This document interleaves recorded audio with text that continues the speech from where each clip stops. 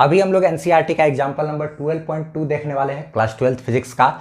इसमें क्वेश्चन ये बोल रहा है कि गीगर मार्शन का जो एक्सपेरिमेंट था ना, उसमें अल्फा पार्टिकल को फेंका गया था गोल्ड फॉइल की तरफ, यानी कि गोल्ड के तरफ। तो आपने देखा होगा जैसा कि रदरफोर्ड में भी यानी कि वही गीगर मार्शन का जो एक्सपेरिमेंट है उसी की बात हो रही है ना, जो कि रदरफोर्ड के एक्सपेरिमेंट से भी आप जानते हो इसको। ये मान लिया जाए ये गोल्ड का ये कोई एटम है, कोई न्यूक्लियस है गोल्ड का, ठीक है, ये गोल्ड का न्यूक्लियस है। तो आपने देखा होगा कि और ये एटम पूरा तरीके से बना दिए। ये जो न्यूक्लियस है ये किसका है? गोल्ड का है। अच्छा, गोल्ड का एटॉमिक नंबर आप लोग को याद होगा, गोल्ड के लिए एटॉमिक नंबर होता है क्या, कितना उसका? 79। अच्छा ठीक है, देखा जाए इसमें क्वेश्चन को आखिर में पूछ क्या रहा है उसको अच्छे से समझते हैं हम लोग। इससे बोल रहा है कि ये जो एटम है ना, तो इधर से अल्फ़ा पार्टिकल को फेंका गया। आप लोग तो जानते ही हो कि अल्फ़ा पार्टिकल का बम्बार्डिंग किया गया था। बहुत सारा अल्फ़ा पार्टिकल क्या कहते हैं सीधा निकल गया, ठीक है, कुछ क्या कहते हैं कुछ डिग्री से मुड़ा, और कुछ अल्फ़ा पार्टिकल जो कि यहाँ से आकर के एकदम काफ़ी क्लोज तक गया, और यहाँ जा कर के उसके बाद यहाँ पर भी चूँकि पॉजिटिव चार्ज, इसमें भी पॉजिटिव चार्ज ना, तो यहाँ से जा कर के ये फिर वापस रिपेल हो गया। तो यहाँ से यहाँ तक गया, पॉजिटिव के बीच ये इसको जब इधर फेंका गया तो ये पॉजिटिव इस पॉजिटिव को धक्का मार रहा था, रिपेल कर रहा था, लेकिन फिर भी ये ज़बरदस्ती इसके पास आते गए यहाँ जाके फिर वापस लौट गया। सेम उसी प्रकार जिस तरीके से इस ऑब्जेक्ट को हम अगर ऊपर फेंकते हैं, ठीक है, ऊपर, तो क्या हुआ, ये ऊपर गया जाते जाते तो वहाँ पे जाकर के रुका, फिर वापस आ गया। तो क्या हुआ इसमें, जब इसको ऊपर फेंके तो काइनेटिक एनर्जी दिए ना, यही काइनेटिक एनर्जी जैसे जैसे ऊपर जाते गया, ये हाइट बढ़ता गया, तो ये तो धीरे धीरे ऊपर जाते जाते स्लो हो गया ना, तब ना जाके यहाँ पे रुका। तो जैसे जैसे ऊपर जाते गया काइनेटिक एनर्जी कम होता गया, और हाइट बढ़ने के कारण पोटेंशियल एनर्जी बढ़ता गया, और मैक्सिमम पॉइंट पर जो इसका टोटल काइनेटिक एनर्जी था वो किस में बदल गया? पोटेंशियल एनर्जी पे। मैक्सिमम पोटेंशियल एनर्जी mgh वो आ गया ना, तो काइनेटिक एनर्जी किस में कन्वर्ट हो गया? पोटेंशियल एनर्जी में यहाँ पे ना, और फिर ये वापस लौट गया। तो यही काइनेटिक एनर्जी, जिस काइनेटिक एनर्जी के साथ ये है एक्चुअल में क्या? Kinetic energy. इसी काइनेटिक एनर्जी के साथ ये यहाँ पर जाएगा, जाते दो चार्ज है, दो चार्ज के बीच की दूरी कम होगी तो पोटेंशियल एनर्जी बढ़ता है ना। हमने पढ़ा है चैप्टर नंबर 2 में इलेक्ट्रोस्टैटिक पोटेंशियल एंड कैपेसिटेंस में कि दो चार्ज है उसके बीच की जो पोटेंशियल एनर्जी होती है, अगर यहाँ पे एक चार्ज है Q1, यहाँ पे चार्ज है Q2, दोनों के बीच की दूरी अगर r है तो पोटेंशियल एनर्जी क्या कहते हैं जो है उसका फॉर्मूला होता है K, यानी कि 9 × 10⁻⁹, जिसको 1/4 पे एप्सिलॉन नॉट भी बोलते हैं, इंटू पहला चार्ज इंटू दूसरा चार्ज डिवाइडेड बाय ये जो है डिस्टेंस ना। तो यहाँ से यहाँ तक की दूरी अगर क्या कहते हैं दोनों के एटम के बीच की दूरी अगर r हो जाएगी, तब उस वक्त क्या कहते हैं जैसे ये पास आते तो ये जब यहाँ आया तो ये पॉजिटिव चार्ज इस पॉजिटिव को तो उधर धक्का मार रहा है, तो ये बेचारा क्या हो रहा होगा, यहाँ आते स्लो होते यहाँ पे आके रुका। जिस वक्त रुका इसका सारा काइनेटिक एनर्जी पोटेंशियल एनर्जी में कन्वर्ट हो गया, क्योंकि दोनों चार्ज के बीच की दूरी कुछ है ना, तो कुछ दूरी पे दो चार्ज रखा रहता है तो पोटेंशियल एनर्जी है, और फिर उसके बाद तब ये फिर वापस भागने लगा। तो सारा काइनेटिक एनर्जी किस में कन्वर्ट हो जा रहा है? पोटेंशियल एनर्जी में। तो हम लोग यही काम करेंगे। पोटेंशियल एनर्जी दो चार्ज के बीच होता है K Q1Q2/r²। अल्फा पार्टिकल पर जो चार्ज होता है आपको पता होगा, अल्फा पार्टिकल कहते किसको है भाई? तो हीलियम आयन को कहते हैं, हीलियम प्लस। हीलियम प्लस का मतलब हीलियम में से 2 इलेक्ट्रॉन निकाल लिए। सिर्फ हीलियम का जो न्यूक्लियस है ना, सिर्फ उसकी बात करेंगे। यानी कि जैसे कि क्या बोलते हैं, मतलब हीलियम में यहाँ है ना 2 प्रोटॉन है और 2 इलेक्ट्रॉन है, तो 2 इलेक्ट्रॉन को हम लोग क्या किए? निकाल दिए। तो 2 प्लस चार्ज, तो सिर्फ इसमें 2 प्रोटॉन अंदर में बच गया, तब ना इस पर प्लस चार्ज आया। तो यही है वो क्या? हीलियम आयन, यानी कि अल्फा पार्टिकल। तो 2 प्रोटॉन का चार्ज के बराबर का चार्ज इसके पास रहता है, यानी कि 2 प्रोटॉन पे कितना चार्ज? 2e चार्ज ना। एक प्रोटॉन पे या एक इलेक्ट्रॉन पे 1 e चार्ज होता है ना। आपने क्वांटाइजेशन ऑफ चार्ज पढ़ा होगा, शायद नहीं पढ़ा तो देखो भाई, क्वांटाइजेशन ऑफ चार्ज बाय एमन है ना, कि वो इलेक्ट्रॉन या प्रोटॉन के चार्ज को ई से डिनोट करते हैं। ई का मान होता है 1.6 × 10⁻⁹ कूलम ना। तो इस पर जो चार्ज हो गया हीलियम पर, वो कितना चार्ज होता है? सिर्फ उसके पास 2 प्रोटॉन होता है तो 2 प्लस चार्ज होता है, तो 2e चार्ज होता है ना। तो ये अगर मान लिया जाए हीलियम है तो इसके पास कितना चार्ज हो गया? 2e charge. और ये जो है गोल्ड का ये न्यूक्लियस है ना, तो गोल्ड का जो न्यूक्लियस है आपको पता है गोल्ड का एटॉमिक नंबर होता है कितना 79, यानी कि 79 गो प्रोटॉन है इसके पास। कितना प्रोटॉन है भाई? 79 ठो प्रोटॉन है। कितना? 79 ठो प्रोटॉन है। तो 79 प्रोटॉन होने के वजह से इसके पास 79 ई चार्ज, और इसके पास तो 2 गो प्रोटॉन होता है तो 2 ई चार्ज। तो यहाँ पे का चार्ज, यहाँ का चार्ज, दोनों के बीच की दूरी r। ठीक है, तो ये जो काइनेटिक एनर्जी लेकर के जो अल्फा पार्टिकल आ रहा है तो ये स्लो डाउन होगा ना। ये पॉजिटिव चार्ज इस पॉजिटिव चार्ज को लगातार धक्का मार रहा होगा तो ये इसका रफ्तार धीरे धीरे कम होगा।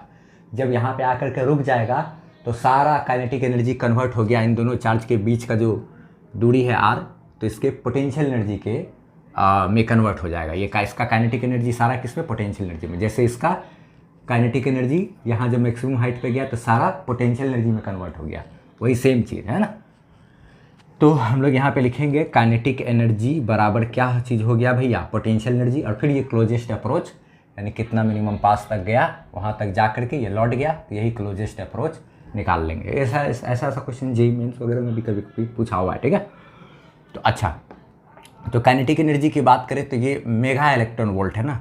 तो मेगा इलेक्ट्रॉन वोल्ट का मतलब होता है, मेगा का मतलब होता है 10, इसका मतलब होता है 10 का पावर 6, और इलेक्ट्रॉन वोल्ट का मतलब होता है 1.6 इंटू 10⁻⁻19, इतना जूल, समझे। तो यानी कि जो काइनेटिक एनर्जी है वो एक्चुअल में 7.7 इंटू 10⁻6 इंटू इलेक्ट्रॉन वोल्ट के लिए 1.6 इंटू 10⁻⁻19। एनर्जी चूँकि इलेक्ट्रॉन वोल्ट में दिया हुआ है ना, तो हमको उसको जूल में कन्वर्ट करना पड़ेगा, इसलिए 1.6 इंटू 10⁻⁻19 से गुना करना पड़ा। तो ये इतना टोटल इतना जूल मेरा एनर्जी हो गया। ठीक है, ये काइनेटिक एनर्जी बराबर इधर पोटेंशियल एनर्जी के की बात करें तो ये होगा कितना? 9 इंटू 10⁻9 इंटू Q1, यानी कि जो पहला चार्ज है वो कितना है? 2 इंटू ई, अच्छा, गुना Q2, यानी दूसरा चार्ज कितना? 79 इंटू ई। अभी सवाल में तो दिया हुआ था नहीं गोल्ड का ये, तो हमको याद है अगर तो ठीक है भाई, इसलिए याद करना पड़ेगा आपको। ठीक है, कुछ चीज़ का। तो अच्छा, डिस्टेंस यही r हमको निकाल लेना है।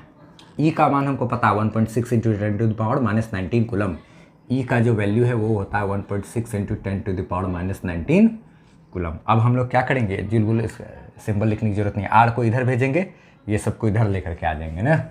अब देखो आराम से कैलकुलेशन हो जाएगा। तो आर बराबर हो गया कितना भैया? 9 इंटू 10⁻9 इंटू 2 तो है ही, ठीक है। ई के जगह पे क्या लिखेंगे? 1.6 इंटू 10⁻⁻19, अच्छा, गुना 79 इंटू ई के जगह पे फिर से क्या लिखेंगे? 1.6 into 10⁻⁻19 divided by, quality video का बढ़ा लेना है अगर छोटा लग रहा है। अच्छा, ये आर इधर चला गया और ये इधर डिवाइड में आ गया ना, तो डिवाइड में आया तो कितना हो गया भाई? 7.7 इंटू 10⁻6 इंटू 1.6 इंटू 10⁻⁻19 आया ना। तो अब ये देखो तो 1.6 गुना 10 का पावर -19, 1.6 गुना 10 का पावर -19 काट दिए। अच्छा, 9 गुना 2 कितना हो गया? 18। अच्छा, गुना 1.6 इंटू ये कितना है? 79, अच्छा, इंटू 10⁻9 इंटू 10⁻ कितना? -19 डिवाइडेड बाय। बायोलॉजी वाले के लिए और अच्छा से हमको सॉल्व करके देना पड़ता आता है, ठीक है, 10⁻6, ठीक है। और मैथ्स वाले तो कुछ मैथ्स वाले भी गड़बड़ा ही देते हैं। खैर, ये पॉइंट से ये पॉइंट एक ठो उड़ा सकते हैं हम लोग, ठीक है ना। ये पॉइंट से ये पॉइंट, इसका पॉइंट उड़ाएंगे नीचे 10, इसका पॉइंट उड़ाएंगे नीचे 10, 10 10 कट जाता है, ये पॉइंट से पॉइंट उड़ा सकते हैं, ठीक है। अब इतना गुना 18 गुना 16 गुना 79 करोगे तो ये आ जाएगा 22752, ठीक है, गुना 10 का पावर, इन दोनों का बेस सेम है, पावर ऐड होगा, तो पावर ऐड होगा तो कितना हो जाएगा भैया? 10 का पावर -10 डिवाइडेड बाय 77 इंटू 10⁻, क्या है? 6 है। अच्छा, इतना डिवाइड करेंगे, इतना डिवाइडेड बाय इतना करेंगे तो ये आ जाएगा 295.48, ठीक है, इंटू 10⁻−10 है, ये नीचे से ऊपर चला जाएगा तो पावर ये भी माइनस में हो जाएगा। तो ये है मेरा इतना, क्या कहते हैं, कितना लिखा हुआ है ये?